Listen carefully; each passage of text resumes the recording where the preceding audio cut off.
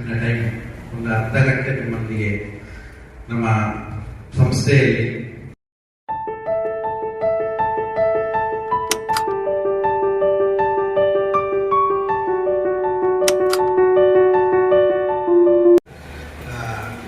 ಗೌರವಾನ್ವಿತ ಮುಖ್ಯೋಪಾಧ್ಯಾಯರೇ, ಹಾಗೆ ನಾನು ಕಲಿಯುತ್ತಿರುವಂಥ ಟೈಮಲ್ಲಿ ನನ್ನ ಅಧ್ಯಾಪಕರಾಗಿದ್ದಂಥ ದಿನೇಶ್ ಕುಂದರ್ ಅವರೇ, ಹಾಗೆ ನಾನು ಇರುವಂಥ ಟೈಮಲ್ಲಿದ್ದಂಥ ಕೆಲವು ಮೇಡಮ್ಸ್ ಈಗ ಸಹ ಇದ್ದಾರೆ. ಹಾಗೆ ನನ್ನ ವಿದ್ಯಾರ್ಥಿ ವೃಂದಗಳೇ, ನಿಮಗೆಲ್ಲರಿಗೂ ನನ್ನ ಹೃದಯಪೂರ್ವವಾದ ನಮಸ್ಕಾರವನ್ನು ಹೇಳ್ತಾ ಇದ್ದೇನೆ. ನನಗೆ ಒಂದು ಸ್ಟೇಜ್ ನಮ್ಮ ಶಿಕ್ಷಕರೊಟ್ಟಿಗೆ ಸಿಕ್ಕಿದ್ದು ನನ್ನ ಜೀವಿತದಲ್ಲಿ ಅದು ಒಂದು ದೊಡ್ಡ ಸೌಭಾಗ್ಯ ಅಂತ ನಾನು ತಿಳ್ಕೊಳ್ತೇನೆ. ಅದು ನಿಮಗೆ ಇನ್ನು ಇಲ್ಲಿಂದ ಒಂದು 20 ವರ್ಷ ಮುಂಚೆ ದಾಟಿದ ನಂತರ ಗೊತ್ತಾಗುತ್ತೆ ಒಂದು ಸರ್ ಅಂದರೆ ಏನು, ಒಂದು ಶಾಲೆ ಅಂದರೆ ಏನು, ಅದರ ಒಂದು ಅನುಭವ ಏನು, ಒಂದು ಶಿಕ್ಷಕರೊಟ್ಟಿಗೆ ಇರುವಂಥ ಒಂದು ಸಂಬಂಧ, ಅದರ ಮೌಲ್ಯ ಏನು ಅಂತೆಲ್ಲ ಇವಾಗ ನಾವು ಕೆಲವೊಮ್ಮೆ ಓದುವಾಗ ನಮಗೆ ಗೊತ್ತಾಗುವುದಿಲ್ಲ, ಆದರೆ ಮುಂದೆ ನಿಮಗೆ ಗೊತ್ತಾಗುತ್ತೆ. ನನ್ನ ಜೀವನದಲ್ಲಿ ಅತ್ಯಂತ ನೆನಪಿರುವಂಥ ಒಂದು ಪ್ಲೇಸ್ ಬೆಳ್ಳಿನೆಲೆ ಶಾಲೆ. ಯಾಕಂದ್ರೆ ನಮ್ಮ ಜೀವನದಲ್ಲಿ ನಾವು ಬೆಳೆದು ಬರುವಂತ ಮೊದಲ ಘಟ್ಟ ಇರುವಂಥದ್ದು ಈ ಶಾಲೆ, ಅಂದ್ರೆ ಹೈಸ್ಕೂಲ್ ವಿದ್ಯಾಭ್ಯಾಸದಲ್ಲಿ. ನಾವೊಂದು ಪ್ರೈಮರಿ ಶಾಲೆಯಲ್ಲಿ ಓದುವಾಗ ಒಂದು ಮನೆ ಕಟ್ಟುವುದಾದ್ರೆ ಒಂದು ಫೌಂಡೇಶನ್ಗೋಸ್ಕರ ಒಂದು ಗುಂಡಿ ಅಗೆಯುತ್ತೇವೆ, ಆದರೆ ಅದರ ಫೌಂಡೇಶನ್ ಕಟ್ಟುವುದು ಈ ಹೈಸ್ಕೂಲ್ನಲ್ಲಿ, ಗೊತ್ತಾಯ್ತಾ? ಅದರ ಮೇಲೆ ನಾವು ದೊಡ್ಡ ಮನೆಯನ್ನು ಕಟ್ಟುವಂಥದ್ದು. ಸೊ ನೀವು ನಿಮ್ಮ ಭವಿಷ್ಯವನ್ನು ಯಾವ ಥರ ಕಟ್ಟುತ್ತೀರ ಹೈಸ್ಕೂಲಲ್ಲಿ, ಆ ಥರ ಇರ್ತದೆ ನಿಮ್ಮ ಭವಿಷ್ಯ ಮುಂದೆ. ನನಗೆ ಒಂದು 1988-1989ರಲ್ಲಿ 98-99ರಲ್ಲಿ ಇಲ್ಲಿ ಕಲಿಯುವಂಥ ಒಂದು ಭಾಗ್ಯ ನನಗೆ ಒದಗಿ ಬಂತು.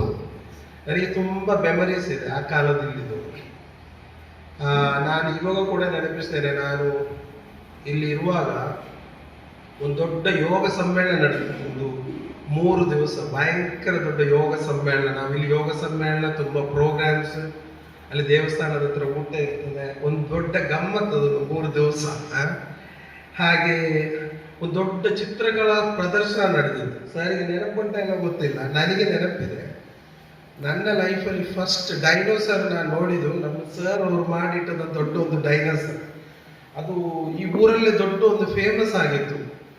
ನಾನು ಆವಾಗ ಓದುವಾಗ ನನಗೆ ಡೈನೋಸರ್ ಅಂದರೆ ಎಂತ ಗೊತ್ತಿರಲಿಲ್ಲ. ಆ ಕಾಲದಲ್ಲಿ ಈ ಥರ ಮೊಬೈಲ್ ಎಲ್ಲ ಇರುವಂಥದ್ದು ಟೈಮ್ ಆಗಿರಲಿಲ್ಲ. ಸೊ ಅದು ಇದೇ ರಂಗಮಂಟಪದಲ್ಲಿ ಸರ್ ಮಾಡಿಟ್ಟಿದ್ರು. ಇಲ್ಲೆಂದು ಹೇಳಿದರೆ ಅಷ್ಟು ದೊಡ್ಡದಾಗಿತ್ತು. ಅವತ್ತೇ ಗೊತ್ತಾಗಿತ್ತು ಡೈನೋಸರ್ ಅಂದರೆ ಎಷ್ಟು ದೊಡ್ಡದಾದಂಥ ಒಂದು ಜೀವಿ ಒಂದು ಕಾಲದಲ್ಲಿ ಇತ್ತು ಅಂತೆಲ್ಲ ಒಂದು ಭಾವನೆ ನನಗೆ ಫಸ್ಟ್ ಗೊತ್ತಾದ ಹೈಸ್ಕೂಲಲ್ಲಿ. ಅದೇ ಥರ ನಾವೊಂದು ಸಾರಿ ಇಲ್ಲಿರುವಾಗ ಒಂದು ಖಗೋಳ ವೀಕ್ಷಣೆಗೆ ತುಂಬ ಸೈಂಟಿಸ್ಟ್ನವರು ಬೆಂಗಳೂರಿಂದ ಬಂದಿದ್ದರು. ನಾವೊಂದು ರಾತ್ರಿ ಎಲ್ಲ ಇಲ್ಲಿ ಗ್ರೌಂಡಲ್ಲಿದ್ದೆವು. ನನಗೆ ಈಗ ಕೂಡ ಗ್ರಹಗಳನ್ನೆಲ್ಲ ಓದುವಾಗ ಬೆಳಗಿನ ಶಾಲೆ ನೆನಪು ಬರ್ತದೆ. ಯಾಕಂದರೆ ಅವತ್ತು ನಮಗೆ ಎಲ್ಲ ಗ್ರಹಗಳನ್ನು ತೋರಿಸಲಿಕ್ಕೆ ಅವರು ಬಂದದ್ದು ದೊಡ್ಡ ಟೆಲಿಸ್ಕೋಪಲ್ಲಿ ಹಿಡ್ಕೊಂಡು. ಬುಧ ಗ್ರಹ ಮತ್ತು ಗುರುಗ್ರಹ ಸ್ವಲ್ಪ ಬೇಗ ಕಾಣ್ತಿತ್ತು, ಆದರೆ ಶನಿ ಗ್ರಹ ಅದಕ್ಕೊಂದು ಉಂಗುರ ಎಲ್ಲ ಇದೆ, ಅದು ಕಾಣಬೇಕಾದ್ರೆ ರಾತ್ರಿ 3:30 ಗಂಟೆವರೆಗೆ ನಾವು ಇಲ್ಲಿ ಇರಬೇಕಿತ್ತು. ಒಂದು ದೊಡ್ಡ ಅನುಭವ. ನಾನು ಏನು ಹೇಳ್ತಾ ಇರೋದು ಹೇಳಿದರೆ, ಅದು ನಮ್ಮ ಜೀವಿತದಲ್ಲಿ ತುಂಬ ಪ್ರಭಾವ ಬೀರಿದೆ. ಅದಕ್ಕೆ ಕಾರಣ ಏನು ಗೊತ್ತಾ? ಪಾಠ ಮಾತ್ರ ಅಲ್ಲ ಇದ್ದದ್ದು ಶಾಲೆಯಲ್ಲಿ, ಭಾರಿ ಬೇರೆ ವಿಷಯಗಳು ಕೂಡ ಇತ್ತು. ಅದೆಲ್ಲ ನಮ್ಮ ಮನಸ್ಸಿಗೆ ತುಂಬ ಪ್ರೇರಣೆ ಕೊಡ್ತಾ ಇತ್ತು. ಹಾಗೆ ದೊಡ್ಡ ಒಂದು ಕ್ರೀಡಾ ಸಮ್ಮೇಳನ ಇಲ್ಲಿ ನಡೆದಿತ್ತು, ಕ್ರೀಡೆ. ಅದೇ ಥರ ಒಂದು ಬೀಳ್ಕೊಡುವ ಸಮಾರಂಭ ಈಗ ಕೂಡ ನನಗೆ ನೆನಪಿದೆ. ಇದೇ ರಂಗಮಂಟಪದಲ್ಲಿ ನಮ್ಮ ಸರ್ಸ್ ಎಲ್ಲ ನಮ್ಮನ್ನು ಬೀಳ್ಕೊಡುವ 10ನೇ ಕ್ಲಾಸ್ ಆಗಿ ನೀವು ಇಲ್ಲಿಂದ ಹೊಸ ಪ್ರದೇಶಕ್ಕೆ ಹೋಗುವಾಗಲ್ಲ ಅವರು ಕೊಡುವಂತಹ ಒಂದು ಮಾತುಗಳಿದೆಯಲ್ಲ, ನಮಗೊಂದು ದೊಡ್ಡ ಸ್ಫೂರ್ತಿ. ಅದು ದೊಡ್ಡ ಒಂದು ಪ್ರೇರಣೆಯಾಗಿತ್ತು. ಅದು ತುಂಬ ಹೆಲ್ಪ್ ಆಯಿತು ಮುಂದಕ್ಕೆ. ಸೊ ಅದೆಲ್ಲ ನನಗೆ ತುಂಬ ನೆನಪಿರುವಂಥ ಒಂದು ಪ್ಲೇಸ್ ಬೆಳೀತದೆ. ಹಾಗೆ ನಾನು ಇವಾಗ ಇವ್ರ ಹತ್ರ ಹೇಳುವಾಗ ಹೇಳಿದೆ, ನಾನು ಪ್ರೈಮರಿ ಶಾಲೆ ಜೋಕಿಮ್ಸಲ್ಲಿ ಮಾಡಿದೆ. ಜೋಕಿಮ್ಸಲ್ಲಿ ಮಾಡಿ ಇಲ್ಲಿ ಬಂದದ್ದು. ಅಲ್ಲಿ ಜೋಕಿಮ್ಸಲ್ಲಿರುವಾಗ ಟೀಚರ್ ಮಕ್ಕಳೊಟ್ಟಿಗೆ ಒಂದು ಫ್ರೆಂಡ್ಶಿಪ್ ಆ ಥರ ಇರಲಿಲ್ಲ. ಅವರು ಪಾಠ ಕಲಿಸ್ತಾರೆ, ಹೋಗ್ತಾರೆ. ಮತ್ತೆ ಹೋಮ್ವರ್ಕ್ ಮಾಡದಿದ್ರೆ ಹೊಡಿತಾರೆ, ಹೋಗ್ತಾರೆ. ಮತ್ತೆ ಇಲ್ಲಿ ಬಂದ ನಂತರ ಅಧ್ಯಾಪಕರು ಮತ್ತೆ ಸ್ಟೂಡೆಂಟ್ಸ್ ಅಂದ್ರೆ ಅವರು ತುಂಬಾ ಫ್ರೆಂಡ್ಸ್ ಆಗಿರುವ ಕಾರಣ ಏನಾಗ್ತದೆ ಗೊತ್ತಾ, ನಮಗೆ ಅವರೊಟ್ಟಿಗೆ ಓಪನ್ ಆಗಿ ಮಾತನಾಡ್ಬೋದು, ಅವರೊಟ್ಟಿಗೆ ಅವರಿಂದ ತುಂಬಾ ಕಲ್ತುಕೊಳ್ಬೋದು. ನಾವು ಇವರೊಟ್ಟಿಗೆ ಕ್ರಿಕೆಟ್ ಆಡ್ತಿದ್ದೆವು, ಇಲ್ಲಿ ವಾಲಿಬಾಲ್ ಆಡ್ತಿದ್ದೆವು. ಅದೆಲ್ಲ ಒಂದು ದೊಡ್ಡ ಒಂದು ಸಂತೋಷದ ಅನುಭವ. ನಾನಿವಾಗ ಅಮೆರಿಕದಲ್ಲಿ ಇದ್ದೇನೆ, ಆದ್ರೂ ಕೂಡ ನನಗೆ ಇದೆಲ್ಲ ಬಹಳ ಸಂತೋಷ ಕೊಡುವಂತ ಅನುಭವ. ನಿಮಗೆ ಸಂತೋಷ ಉಂಟು ಏನಾದ್ರು? ಮಕ್ಕಳೆಲ್ಲ ಸೈಲೆಂಟ್ ಆಗಿದ್ದಾರೆ. ನಾನು ಯಾಕೆ ಹೇಳುದು ಕೇಳಿದ್ದೆಲ್ಲ ನಿಮಗೊಂದು ಪ್ರೇರಣೆ ಆಗಲಿಕ್ಕೋಸ್ಕರ. ನೀವು ಮುಂದೆ ಹೋಗುವಾಗ ನಿಮಗಿದೆಲ್ಲ ತುಂಬಾ ಅನುಭವಕ್ಕೆ ಬರುವಂಥದ್ದು. ನೀವು ಇಲ್ಲಿ ಏನು ಕಲಿತೀರೋ ಹೈಸ್ಕೂಲಲ್ಲಿ, ಅದು ಮಾತ್ರ ನೀವು ಮುಂದಕ್ಕೆ ಕೊಂಡೋಗ್ಬೋದು. ಯಾಕಂದ್ರೆ ನೀವು ಇಲ್ಲಿಂದ ಮುಂದೆ ಹೋದ್ರೆ ಕಾಲೇಜಲ್ಲಿ ಬೇರೆ ರೀತಿ ನೀವು ಕಲಿತೀರಾ, ಮತ್ತೆ ಪ್ರೊಫೆಷನಲ್ ಡಿಗ್ರಿ ಬೇರೆ ಕಲಿತೀರಾ, ಮತ್ತೆ ಜಾಬ್, ಮದುವೆ, ಬೇರೆ ಒಂದು ರೀತಿ ನಮ್ಮ ಲೈಫ್ ನಾವು ಸೆಟ್ಲ್ ಮಾಡ್ತೇವೆ. ಆದ್ರೆ ಹೈಸ್ಕೂಲಲ್ಲಿ ಏನಿದೆಯೋ ನಮ್ಮ ಮನಸ್ಸಲ್ಲಿ ಅನೇಕ ಇಮೋಷನ್ಗಳು ಇರುವಂತ ಬದಲಾವಣೆಗಳು, ಮಾನಸಿಕವಾಗಿ ಹಾಗೆ ಶಾರೀರಿಕವಾಗಿ ಎಲ್ಲ ನಾವು ಚೇಂಜ್ ಆಗುವಂತ ಫಸ್ಟ್ ಪ್ಲೇಸ್ ಅಂದ್ರೆ ಹೈಸ್ಕೂಲ್. ಈ ಹೈಸ್ಕೂಲಲ್ಲಿ ನಿಮ್ಮನ್ನು ನಿಮ್ಮ ಸರ್ ಬಿಲ್ಡ್ ಮಾಡ್ತಾರೆ. ನೀವು ಒಟ್ಟಿಗೆ ಸೇರಿಕೊಂಡು ಏನಾಗುತ್ತಂತ, ನೀವು ಬೆಳಿಬೇಕು ಅವರ ಜೊತೆ. ಸಿಕ್ಕಿದ ಆಪರ್ಚುನಿಟಿ ಎಲ್ಲ ನೀವು ಉಪಯೋಗ ಮಾಡಬೇಕು. ಇವಾಗ ಎಜುಕೇಶನ್ ಸಿಸ್ಟಮ್ ಅಲ್ಲಿ ತುಂಬಾ ಚೇಂಜಸ್ ಬಂದಿದೆ. ನಾನು ಕೆಲವು ಎಕ್ಸಾಂಪಲ್ ನಿಮಗೆ ಹೇಳ್ತೇನೆ, ನನಗೆ ಅದು ಸಂತೋಷ ಕೊಡ್ತದೆ. ನಾನಿಲ್ಲಿರುವಾಗ ನಮ್ಮ ಹಿರಿಯಣ್ಣ ಮೊದಲ ಮುಖ್ಯೋಪಾಧ್ಯಾಯರು ಎಲ್ಲ ದಿವಸ ನನಗೆ ಅವರ ಕೈಯಿಂದ ಸಾರಿ ಸಿಗ್ತಿತ್ತು.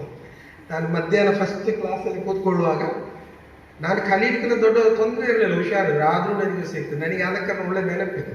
ಎಲ್ಲ ದಿವಸ ಸರ್ ಕ್ಲಾಸ್ಗೆ ಬರುವಾಗ ನನಗೆ ಶ್ಯೂರ್ ಇವತ್ತು ಗ್ಯಾರಂಟಿ ನನ್ನ ಬೆನ್ನಿಗೆ, ಅವ್ರ ಬೆನ್ನಿಗೆ ಹೊಡಿತಿದ್ರು ಚಂದ ಮಾಡಿ. ಅವರು ಬೆತ್ತು ಉಪಯೋಗಿಸ್ತಿರಲಿಲ್ಲ, ಬೆನ್ನಿಗೆ ಟಪ್ಪ ಟಪ್ಪ ಕೊಡ್ತಿದ್ರು. ಅದೆಲ್ಲ ಒಂದು ಒಳ್ಳೆ ಅನುಭವ. ಇಂಗ್ಲಿಷ್ ಕಲಿಯುವಾಗ ಇಂಗ್ಲಿಷ್ಗೆ ನಾವು ಆನ್ಸರ್ ಕೊಡೋದಿದ್ರೆ ಆ ಪುಸ್ತಕವನ್ನು ತೆಗೆದು ನಮ್ಮ ತಲೆ ಮೇಲೆ ಇಟ್ಟು ಗೋಡೆ ಹತ್ರ ಹೋಗಿ ನಾವು ನಿಲ್ಬೋದಿತ್ತು. ಗೋಡೆ ಹತ್ರ ಹೀಗೆ ನಿಂತು ಸುಮಾರು ಹೊತ್ತು ನಾವು ಆ 1 hour ಟೀಚರ್ ಪಾಠ ಮಾಡ್ತಿದ್ರು, ವಸಂತ ಟೀಚರ್. ಹೇಳ್ಬೇಡಿ ಅಂತ ನಾನು ಹೀಗೆ ಹೇಳಿದ್ದೇನೆ ಅಂತ. ಸೊ ನಾವು ಅವ್ರ ಹತ್ರ ಗೋಡೆ ಹತ್ರ ಹೋಗಿ ಈ ತರ ಆ 1 hour ಫುಲ್ ನಾವು ಆಗಿರಬೇಕು. ಇನ್ನೂ ನಾವು ಜಾಸ್ತಿ ನಾವು ಪಾಠ ಮಾಡಿದ್ರೆ ಪುಸ್ತಕ ಹಿಡ್ಕೊಂಡು ಈ ಗ್ರೌಂಡಲ್ಲಿ 20 ಟೈಮ್ ಅನ್ನು ಓಡಿಸ್ತಿದ್ರು ನಮ್ಮನ್ನು. ಹಾಗೆಲ್ಲ ನಾವು ಕಲ್ತದ್ದು. ತುಂಬಾ ಸಂತೋಷ ನಮಗೆ ಅದೆಲ್ಲ ನೆನೆಸುವಾಗ. ನನಗೆ ದುಗ್ಗಪ್ಪ ಸರ್ ಯಾವಾಗ ನೆನಪು ಒಂದ್ಸಾರಿ ನನಗೆ ಚೆನ್ನಾಗಿ ಕಪ್ಪೆಗೆ ಕೊಟ್ಟಿದ್ರು, ಟಪ ಟಪ ಟಪ ಅಂತ ಹೇಳಿಕೊಂಡು. ನನಗೆ ಅದೆಲ್ಲ ನೆನಪು, ಅದೆಲ್ಲ ಚಂದ, ನನಗೆ ಅದು ಖುಷಿ ಅನಿಸ್ತಾ ಇದೆ. ನಮ್ಮ ದಿನೇಶ್ ಸರ್ ನಾನು ಮರೆಯಲೇ ಇಲ್ಲ. ನನಗೆ ಒಂದೇ ಒಂದು ಪೆಟ್ಟು ಕೊಟ್ಟಿರೋದು, ಅದು ಚೆನ್ನಾಗಿ ನೆನಪಿದೆ. ಅದು ಒಳ್ಳೆ ಒಂದು ಪೆಟ್ಟು ಕೊಟ್ಟಿದ್ದಾರೆ ನನ್ನ ಬೆನ್ನಿಗೆ. ನನಗೆ ಯಾಕೆ ಗೊತ್ತಾ, ನಾನು ಕ್ಲಾಸಲ್ಲಿ ಕೂತು ನಾನು ಮತ್ತೆ ನನ್ನ ಫ್ರೆಂಡ್ ನಮ್ಮ ಮುರಳೀಕೃಷ್ಣ ಒಟ್ಟಿಗೆ ಇರುವಾಗ ಇಬ್ಬರಿಗೆ ಒಂದೊಂದು ಪೆಟ್ಟು, ಒಳ್ಳೆ ಪೆಟ್ಟು, ಲೈಫಲ್ಲಿ ಮರೆಯಿಲ್ಲ. ಆ ಥರ ಒಂದು ಭಯಂಕರ ಖುಷಿ ಆಯಿತು. ಇವಾಗ ಖುಷಿ ಆಗ್ತದೆ ನನಗೆ. ಅವತ್ತು ನಾವು ನಾವು ಒಂಥರ ಮಾತಾಡ್ತಿದ್ವು, ಬಟ್ ಇವಾಗ ಅದು ಖುಷಿ. ಒಂದು ಶಾಲೆಯ ಕಲಿಕೆಯಲ್ಲಿ ಅಲ್ಲ ನಮಗೆ ಒಂದು ಪೆಟ್ಟು, ಎಲ್ಲ ಒಂದು ಬೈಗಳೆಲ್ಲ ಸಿಗದಿದ್ರೆ ಅದರಲ್ಲಿ ಒಂದು ಸಂತೋಷ ಇಲ್ಲ ಮುಂದೆ. ಮತ್ತೆ ನಿಮಗೆ ಯಾವುದು ನೆನಪಿಸ್ಬೋದು. ನಾನು ಇರುವ ಟೈಮಲ್ಲಿ ನಾವು ಲಂಚ್ ಕಟ್ಟಿಕೊಂಡು ಬರಬೇಕಿತ್ತು, ಸ್ಟೀಲಿದು ಪಾತ್ರೆ. ಈಗದಾಗೆ ಅವತ್ತು ಅಂದ್ರೆ ಫ್ಲಾಸ್ಕ್ ಪಾತ್ರೆಗಳಲ್ಲಿ ಇರ್ತಿರ್ಲಿಲ್ಲ. ಅದರಲ್ಲಿ ಊಟ ಏನಾದರೂ ಒಂದು ಉಪ್ಪಿನಕಾಯಿ ಒಂದು ಪಲ್ಯ ಕೊಡ್ತಾರೆ. ನಾನು ನಮ್ಮ ಇಲ್ಲಿಂದ ಕಣಿ ತರ ಇತ್ತು ನಮ್ಮ ದೇವಸ್ಥಾನದ ಹತ್ರ, ಅಲ್ಲಿ ಹೋಗಿ ನಾವು ಮಕ್ಕಳೆಲ್ಲ ಕೂತು ಊಟ ಮಾಡಿದೆ. ಇಲ್ಲದ್ರೆ ನನ್ನ ಒಂದು ಫ್ರೆಂಡ್ ವಿನೇಶ್ ಅಂತಿದ್ದೆ, ಅಲ್ಲಿ ಕೂಡ ಒಂದು ಕಣಿ ಇದೆ, ಅಲ್ಲಿ ಹೋಗಿ ನಾವು ಕೂತು ಊಟ ಮಾಡ್ತಾ ಇದ್ದೆವು. ಅದು ತಣ್ಣಗಾದ. ಈಗ ನಿಮಗೆ ಒಳ್ಳೆ ವ್ಯವಸ್ಥೆಗಳನ್ನು ಶಾಲೆ ಒದಗಿಸಿದೆ, ನೀವು ಅದನ್ನು ಉಪಯೋಗಿಸಬೇಕು. ನಮ್ಮ ಕಾಲದಲ್ಲಿ ಇರಲಿಲ್ಲ. ನಾನು ಕೆರ್ಮಾಯಿಂದ ಮರ್ದಾಳವರೆಗೆ ನಡೆದು ಬರಬೇಕು. ನಡೆದು ಬಂದು ನಮ್ಮ ಇಲ್ಲೊಂದು ಕಟ್ರಿಪ್ ಅಂತ ಒಂದು ಬಸ್ ಇರ್ತದೆ. ಬಾಕಿ ಯಾವ ಬಸ್, ಕೆಲವು ಬಸ್ಗಳು ನಿಲ್ಲಿಸ್ತಿರಲಿಲ್ಲ ಮರ್ದಾಳದಲ್ಲಿ. ಅಂದರೆ ಜನ ತುಂಬುವ ಕಾರಣ ಸೀದಾ ಬರ್ತಿದ್ರು. ಅದರಲ್ಲಿ ನಾವು ರಶ್ಯಲ್ಲಿ ಉದ್ದಾಡಿಕೊಂಡೆಲ್ಲ ಇಲ್ಲಿ ಬಂದು ಇಳಿದು, ಸರಿಯಾಗಿ ನಮಗೆ ಒಂದು ಚಪ್ಪಲಿ ಹಾಕಲಿಕ್ಕೂ ಕೂಡ ಕಷ್ಟ ಇದ್ದಂಥ ಒಂದು ಟೈಮ್ಗಳು. ಇದರ ನಂತರ ಇಷ್ಟು ದೊಡ್ಡ ಬ್ಯಾಗ್ನೆಲ್ಲ ಹೊತ್ತುಕೊಂಡು ಕೆಲಸ ಹತ್ರ ನನ್ನ ತಂದೆ ಇಲ್ಲಿ IPM ಅಲ್ಲಿ ಕೆಲಸ ಮಾಡ್ತಿದ್ರು. ಒಂದು ಕಂಪನಿ ಇತ್ತು ಇಲ್ಲಿ ನೆಟ್ಟಣದಲ್ಲಿ, ಇದು ಕ್ಲೋಸ್ ಆಗಿದೆ. ಅಲ್ಲಿ ತನಕ ಅವರೊಟ್ಟಿಗೆ ಬರ್ತಿದ್ದೆ, ಅಲ್ಲಿಂದ ನಾನು ನಡೆದು ಬರ್ತಿದ್ದೆ, ಬ್ಯಾಗನ್ನು ಹೊತ್ಕೊಂಡು ಇಲ್ಲಿ ಬರ್ತಿದ್ದೆ. ಅದೆಲ್ಲ ಒಂದು ಒಳ್ಳೆ ಅನುಭವಗಳು ಮತ್ತೆ ನಮಗೆ ಸಿಗುವುದಿಲ್ಲ. ಇದೆಲ್ಲ ನನಗೆ ನೆನಪಿದೆ, ತುಂಬ ನೆನಪಿರುವಂಥ ಒಂದು ಪ್ಲೇಸ್. ಮತ್ತೆ ಕೆಲವೊಮ್ಮೆ ಎಲ್ಲಿಯಾದರೂ ಒಂದು ಊಟ ಎಲ್ಲ ಬೇಕು ಅಂತ ಆದರೆ ಒಂದು ಬಿಸಿ ಊಟ. ನಮ್ಮ ಮುರಳೀಕೃಷ್ಣ ಕಾಮದವ್ರಿಗೆ ಸ್ವಲ್ಪ ಹಣ ಇತ್ತು, ನಮಗೆ ಹಣ ಇರಲಿಲ್ಲ. ನಾನು ಅವರೊಟ್ಟಿಗೆ ಇಲ್ಲಿ ಸುಂದರನ ಹೋಟ್ಲಿಗೆ ಹೋಗ್ತಿದ್ದು, ಮತ್ತೆ ಹಣ ಕೊಟ್ಟರು ಆಗ್ತಿದ್ದು. ಅವರೊಡನಿಗೆ ಒಳ್ಳೆ ಒಂದು ಬಿಸಿ ಗಂಜಿ ಮತ್ತೆ ಬೀಟ್ರೂಟ್ ಪಲ್ಯ ಅಲ್ಲ. ನಾನು ಒಂದ್ಸರಿ ಲಾಸ್ಟ್ ಬರುವಾಗ ಅಲ್ಲಿ ಹೋಗಿದ್ದೆ ಆ ನೆನಪಿಗೋಸ್ಕರ. ಸೊ ಹಾಗೆಲ್ಲ ನಾವು ಬೆಳೆದು ಬಂದದ್ದು. ಸರ್ ಅವ್ರ ಹತ್ರ ಎಲ್ಲ ನಮಗೆ ಒಂದು ಒಳ್ಳೆ ಏನು ಒಂದು ಅಟ್ಯಾಚ್ಮೆಂಟ್ ಇತ್ತು, ಒಂದು ಒಳ್ಳೆ ಪ್ರೀತಿ ಇತ್ತು. ನನಗೆ ಶಿಕ್ಷಕರಂದರೆ ಬಹಳ ಗೌರವ. ನಾನು ಬಹಳ ಗೌರವದಿಂದ ನನ್ನ ಸಣ್ಣ ಪ್ರಾಯದಿಂದಲೇ ಇಲ್ಲಿಯವರೆಗೂ ಯಾರು ನನ್ನ ಟೀಚರ್ಸ್ ಆಗಿದ್ದಾರೆ ಅವ್ರನ್ನೆಲ್ಲ ಬಹಳ ಗೌರವದಿಂದಲೇ ನಾನು ಕಾಣ್ತೇನೆ. ಅದು ನಿಮ್ಮ ಲೈಫಲ್ಲಿ ದೊಡ್ಡ ಒಂದು ಆಶೀರ್ವಾದ. ಯಾವತ್ತೂ ಗುರುಗಳಿಂದ ಒಳ್ಳೆ ಆಶೀರ್ವಾದ ನೀವು ತೆಗೆದಿಟ್ಟುಕೊಂಡಿರಬೇಕು. ಸೊ ನನಗೆ ಸಿಕ್ಕಿದ ಈ ನಿಮಿಷದಲ್ಲಿ ಕೆಲವು ಸಣ್ಣದಾದ ನಿಮಗೊಂದು ಸ್ಫೂರ್ತಿ ಕೊಡಲಿಕ್ಕೆ 2-3 ವಿಷಯಗಳನ್ನು ಹೇಳ್ತೇನೆ. ಎವ್ರಿ ಡೇ, ಎಲ್ಲ ದಿವಸ ನಾವು ನಮ್ಮ ಫ್ಯೂಚರನ್ನು ಬಿಲ್ಡ್ ಮಾಡಬಹುದು. ಎಲ್ಲ ದಿವಸ ನೀವು ಬೆಳಿಗ್ಗೆ ಎದ್ದ ಕೂಡಲೇ ನೀವು ನೆನೆಸಬೇಕು, ನಾನು ನನ್ನ ಹೊಸ ಫ್ಯೂಚರ್, ನನ್ನ ಕ್ಯಾರಿಯರ್ ಇಲ್ಲಿಂದ ನಾನು ಬಿಲ್ಡ್ ಮಾಡ್ತಾ ಇದ್ದೇನೆ. ನೀವು ಬಿಲ್ಡ್ ಮಾಡಲಿಕ್ಕೋಸ್ಕರ ನೀವು ನಿಮ್ಮ ಫ್ಯೂಚರನ್ನು ಬಿಲ್ಡ್ ಮಾಡುವಾಗ ನಿಮ್ಮ ಶಾಲೆಯಲ್ಲಿ ಕಲಿಸುವ ಪಾಠಗಳಿದೆ ಅಲ್ಲ, ಅದು ನಿಮಗೆ ತುಂಬ ಪ್ರೇರಣೆ ಕೊಡ್ತದೆ. ನಿಮ್ಮ ಹೈಸ್ಕೂಲ್ ವಿದ್ಯಾಭ್ಯಾಸದಲ್ಲಿ ಇರುವ ಹಾಗೆ ಪಾಠಗಳು ಬೇರೆ ಯಾವ ವಿದ್ಯಾಭ್ಯಾಸಗಳಲ್ಲಿಯೂ ಇಲ್ಲ. ಯಾಕಂದರೆ ಜನರ ಬಗ್ಗೆ ಸ್ಫೂರ್ತಿದಾಯಕವಾಗಿರುವಂಥ ಪಾಠಗಳನ್ನು ಕನ್ನಡ ಆಗಲಿ, ಈಗ ನನಗೀಗ ಸಹ ನಡೀತಿದೆ ರಾಜಾರಾಮ್ ಮೋಹನ್ ರಾಯ್, ಈಗೆಲ್ಲ ಸುಮಾರು ಇಂಗ್ಲೀಷಲ್ಲಿ ಪಾಠಗಳಿತ್ತು. ಅವರದೆಲ್ಲ ಪಾಠಗಳೆಲ್ಲ ನಿಮಗೆ ಸ್ಫೂರ್ತಿದಾಯಕ. ಅದನ್ನೆಲ್ಲ ನೀವು ನಿಮ್ಮ ಜೀವನದಲ್ಲಿ ಬೆಳೆಸಬೇಕು. ಹಾಗಿದ್ದರೆ ನಿಮಗೆ ನಿಮ್ಮ ಲೈಫಲ್ಲಿ ನಿಮಗೆ ಸಕ್ಸಸ್ ಆಗ್ಬೋದು. ಹೈಸ್ಕೂಲ್ ಅಂದರೆ ನಾನು ಮೊದಲು ಹೇಳಿದಾಗ ಒಂದು ಪ್ರಯಾಣ. ನಿಮ್ಮ ಪ್ರಯಾಣ ನಿಜವಾಗಿ ಸ್ಟಾರ್ಟ್ ಆಗೋದು ಇಲ್ಲಿಂದ, ಆಯಿತಾ? ಅದನ್ನು ನೀವು ಯಾವತ್ತೂ ಆಲಿಂಗಿಸಿರಬೇಕು. ಲೈಫ್ ಒಂದು ಚಾಲೆಂಜ್ ಅಂತ ಹೇಳ್ತಾರೆ, ಅದನ್ನು ಈಸಿಯಾಗಿ ನಾವು ಹ್ಯಾಂಡಲ್ ಮಾಡಬೇಕು. ಇದೊಂದು ಪ್ರಯಾಣ, ಒಂದು ಜರ್ನಿ ಆದರೆ ತುಂಬ ಕಷ್ಟ ಇರ್ತದೆ. ಹಲವು ವಿಚಾರಗಳು ನಮಗೆ ಓದಲಿಕ್ಕೆ, ಕೆಲವರಿಗೆ ಹಣ ಇರುವುದಿಲ್ಲ, ಫೀಸ್ ಕಟ್ಟಲಿಕ್ಕೆ ಹಣ ಇರುವುದಿಲ್ಲ, ತುಂಬ ಚಾಲೆಂಜಸ್. ಮನೆಯಲ್ಲಿ ಒಂದು ಸಮಸ್ಯೆ ಇರ್ತದೆ. ನೋಡಿ, ನಾನು ಇಲ್ಲಿಂದ ನಮ್ಮ ಈ ಕಾಲದಲ್ಲಿ ನಾನು ಇವಾಗ ಇಲ್ಲಿ ಬಂದರೆ ಕರೆಂಟ್ ಕಟ್ಟೇ ಇರಲಿಲ್ಲ. ನಮ್ಮ ಮನೆಗೆ ರಾತ್ರಿ ಹೋದರೆ ಕರೆಂಟೇ ಇರ್ತಿರಲಿಲ್ಲ. ನಾವು ದೀಪ ಹತ್ತಿಸಿ ಚಿಮ್ನಿ ಸೀಮೆ ಎಣ್ಣೆ ಇದೆಯಲ್ಲ ಅದನ್ನು ಹಾಕಿ ನಮ್ಮಲ್ಲಿ ದೀಪಗಳು. ಬೆಳಿಗ್ಗೆ ಮಾತ್ರ ಕರೆಂಟ್ ಇರ್ತದೆ. ಅದಕ್ಕೆ ನಾನು ಹೋಮ್ವರ್ಕ್ ಮಾಡಿದ್ರೆ ಬೆಳಿಗ್ಗೆ 4 ಗಂಟೆಗೆ ಹೇಳಬೇಕಾಗಿತ್ತು. ನಾನೇನಾದ್ರು ಅಂದರೆ ರಾತ್ರಿ ನಮಗೆ ಕರೆಂಟ್ ಇಲ್ಲದ ಒಂದು ಕಾಲ ಆಗಿತ್ತು ಅದು. ಹಾಗೆಲ್ಲ ನಾವು ಬೆಳೆದು ಬಂದದ್ದು. ಅಷ್ಟು ಕಷ್ಟ ಇಲ್ಲ.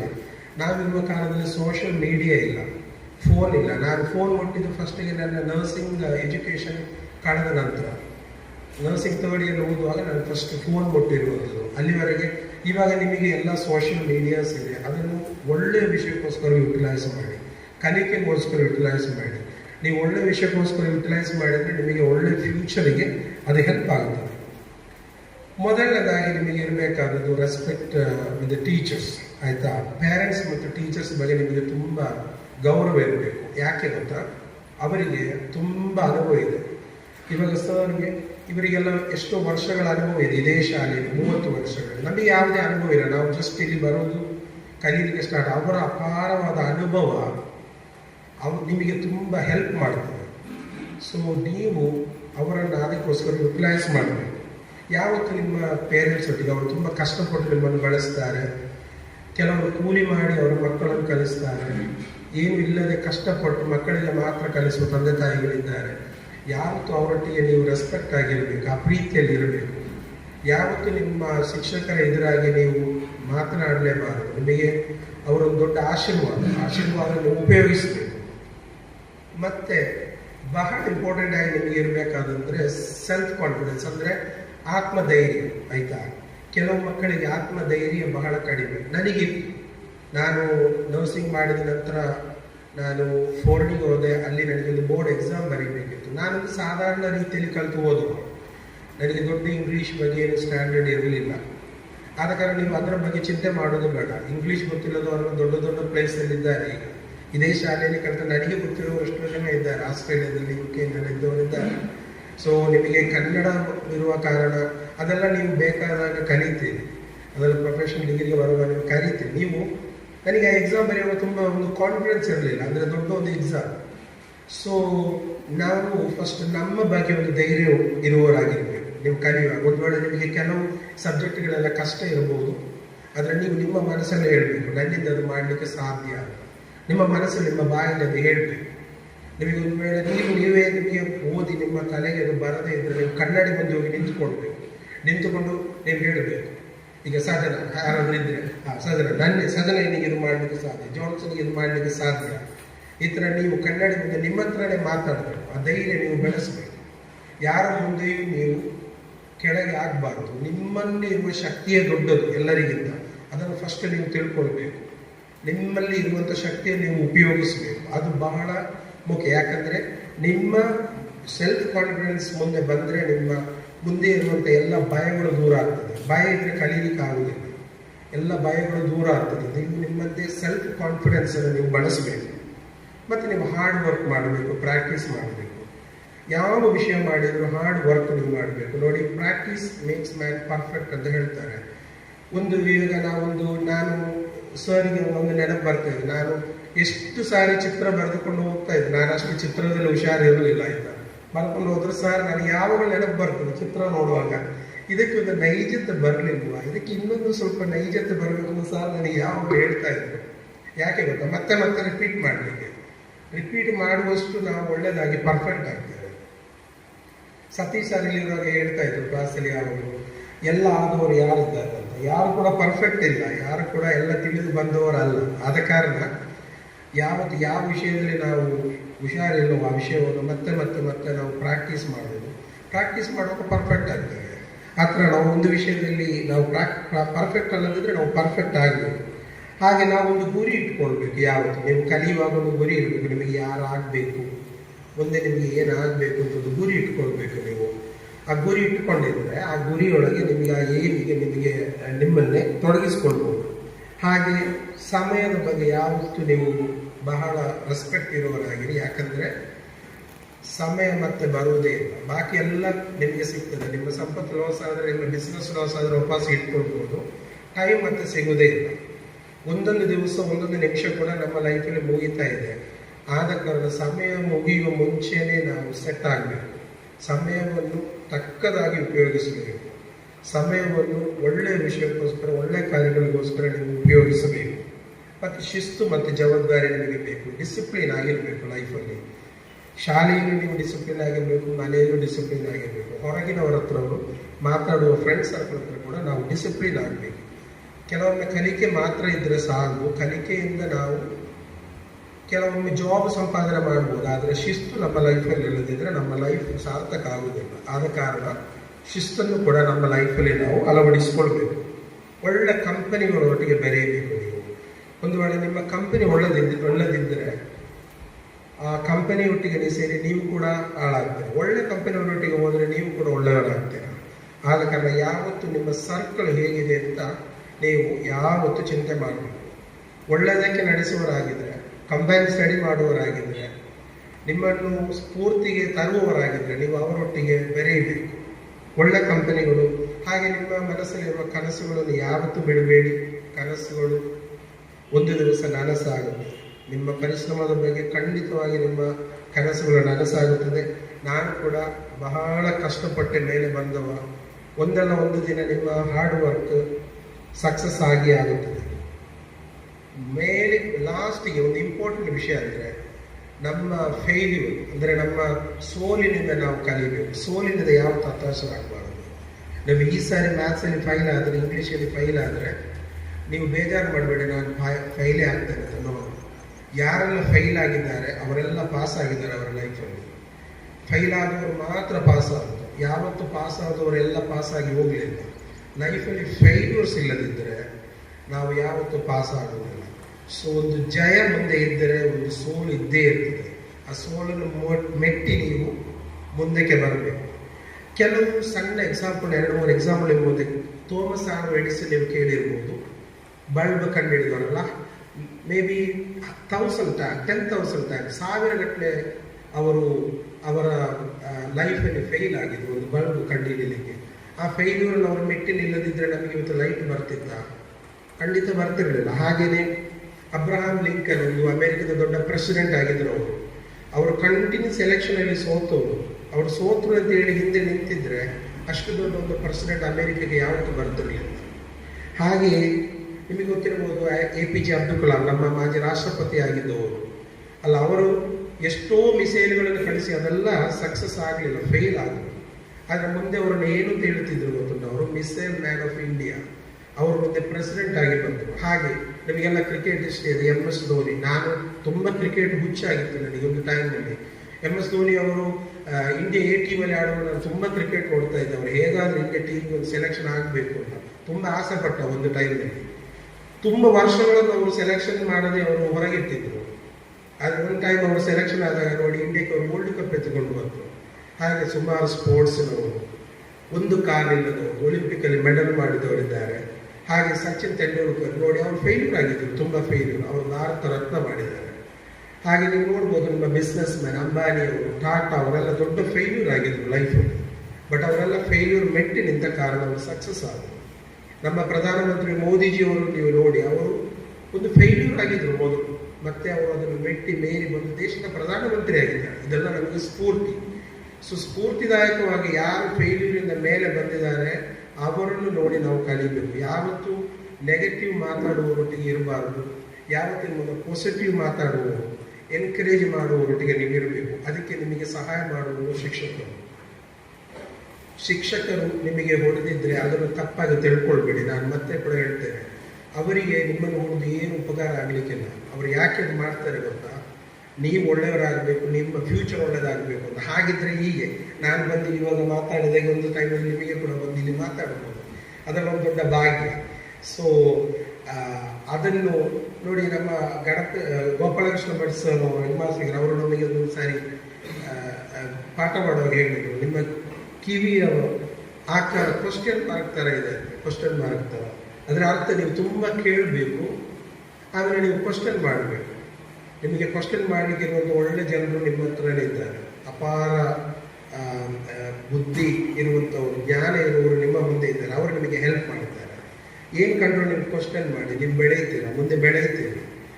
ಎಲ್ಲ ಒಂದೊಂದು ಚಾಲೆಂಜ್ ಆಗಿ ತೆಕ್ಕೊಳ್ಳಿ, ನಿಮ್ಮ ಲೈಫ್ ಸಕ್ಸಸ್ ಆಗ್ತದೆ. ನಿಮಗೆ ನಮ್ಮ ಮನಸ್ಸು ಅಂತ ಹೇಳೋದು ಒಂದು ಇಂಗ್ಲೀಷಲ್ಲಿ ಮಾತಿದೆ, ಪ್ಯಾರಾಚೂಟ್ ಇದ್ದಾಗೆ. ಪ್ಯಾರಾಚೂಟ್ ಅಂದರೆ ನಾವು ವಿಮಾನದಿಂದೆಲ್ಲ ಹಾರುವಾಗ ರಕ್ಷಣೆಗೋಸ್ಕರ ಒಂದು ಪ್ಯಾರಾಚೂಟ್ ಕೊಡ್ತಾರೆ. ಅದಕ್ಕೆ ನಾವು ಹೀಗೆ ಗಾಳಿ ತುಂಬಿಸಿ ಹಾರಿದರೆ ಮಾತ್ರ ಪ್ರಯೋಜನ, ಇಲ್ಲದಿದ್ದರೆ ಗಾಳಿ ತುಂಬಿಸಿ ಹಾರಿದ್ರೆ ಅದು ಬಲೂನ್ ಥರ ಆಗೋದಿಲ್ಲ, ನಾವು ಬಿದ್ದು ಸಾಯ್ತೇವೆ. ವಿಮಾನದಿಂದ ಹಾರುವಂಥದ್ದು, ಒಂದು ವೇಳೆ ವಿಮಾನ ಕ್ರಾಶ್ ಆಗಲಿಕ್ಕೆ ಹೋದರೆ ಅವರು ಹೇಳ್ತಾರೆ ಇದು ಪ್ಯಾರಾಚೂಟ್, ಏರೋಸಿಸ್ ಅಂತ ಹೇಳ್ತಾರೆ. ಸೊ ಹಾಗೆ ಪ್ಯಾರಾಚೂಟ್ ಕೊಡೋ ಒಂದು ಮನಸ್ಸಿದ್ದಾಗ ಅದನ್ನು ಗ್ರೋ ಮಾಡಿ ನಾವು ಹೋಗದಿದ್ದರೆ ಅದು ವೇಸ್ಟ್. ಅದನ್ನು ತೆರೆದಿದ್ದಾಗ ಮಾತ್ರ ಮನಸ್ಸು ಕೆಲಸ ಮಾಡುತ್ತದೆ. ಡಾಕ್ಟರ್ ಸೋಲ್ಸ್ ಅಂತ ಒಬ್ಬರ ಆತೂರು ಲೇಖನಗಾರರಿದ್ದಾರೆ ಅಮೆರಿಕದಲ್ಲಿ. ಅವರು ಬರೆದಂಥದ್ದು, ನಿನ್ನ ತಲೆಯೊಳಗೆ ಬುದ್ಧಿ ಇದೆ, ನಿನ್ನ ಕಾಲಿಗೆ ಪಾದರಕ್ಷೆಗಳಿದೆ, ನೀನು ಬಯಸಿದ ದಿಕ್ಕಿಗೆ ನಿನ್ನನ್ನು ನೀನೇ ಮುನ್ನಡೆಸಬಹುದು. ನಿಮ್ಮ ಪಾದರಕ್ಷೆ, ನಿಮ್ಮ ಬುದ್ಧಿ ನಿಮಗೆ ಮುನ್ನಡೆಸಬಹುದು ನಿಮ್ಮನ್ನು. ಬ್ರೇನ್ ಬ್ರೌನ್ ಅಂತ ಇನ್ನೊಬ್ಬರು ಲೇಖನಗಾರರಿದ್ದರು. ಅವರು ಹೇಳಿದರು, ಈ ಕಥೆಯನ್ನು ನೀನು ಸ್ವೀಕರಿಸಿದರೆ ಅದರ ಅಂತ್ಯವನ್ನು ನೀನೇ ಬರೆಯಬಹುದು.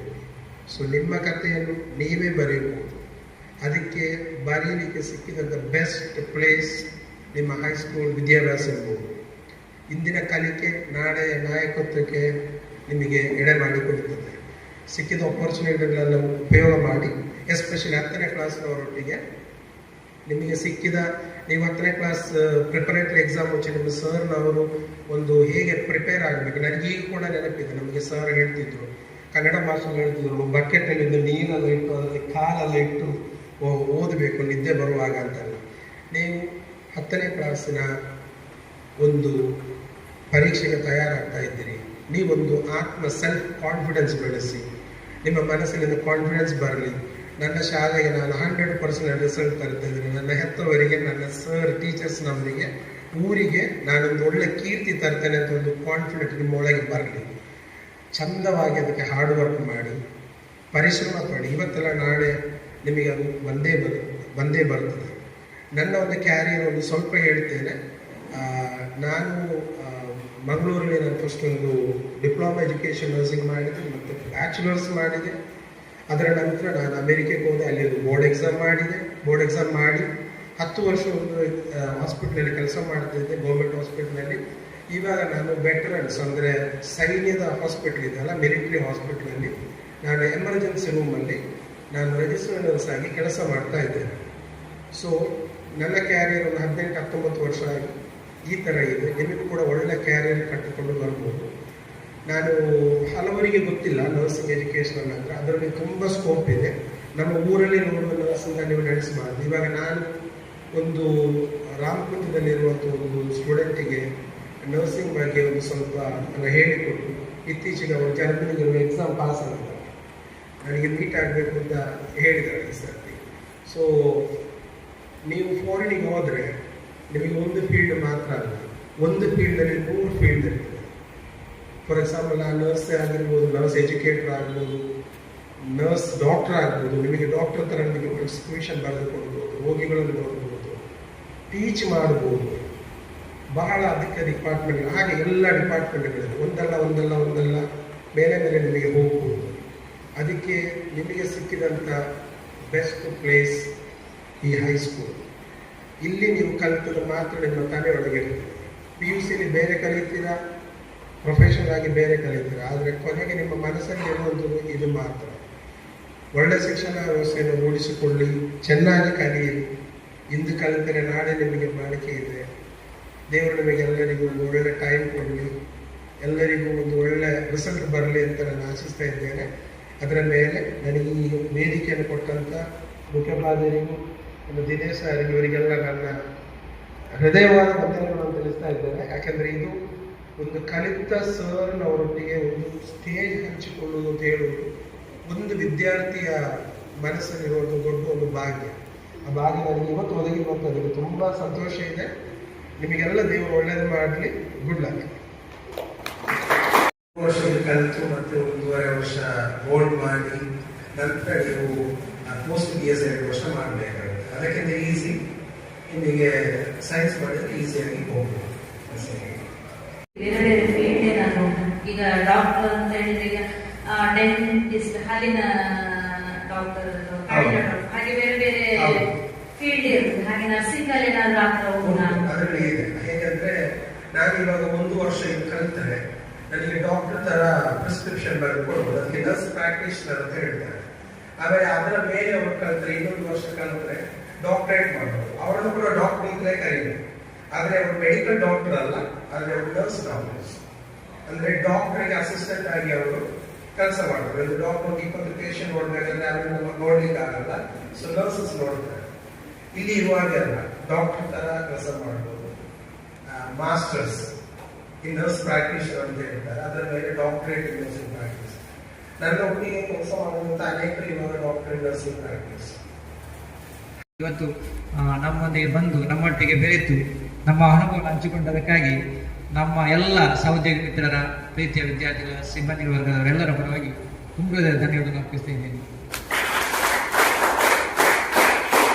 ಈ ಸಂಸ್ಥೆಗೆ ಬಂದು ನಮ್ಮೊಟ್ಟಿಗೆ ಇಷ್ಟು ಹೊತ್ತು ಬೆರೆತಿದ್ದಕ್ಕಾಗಿ ನಮ್ಮ ಸಂಸ್ಥೆಯ ಪರವಾಗಿ ಒಂದು ಚಿಕ್ಕ ಮಟ್ಟಿನ ಗೌರವವನ್ನು ನಾವು ಸ್ವೀಕರಿಸಬೇಕಾಗಿ ನಾನು ಕೇಳಿಕೊಳ್ತೇನೆ.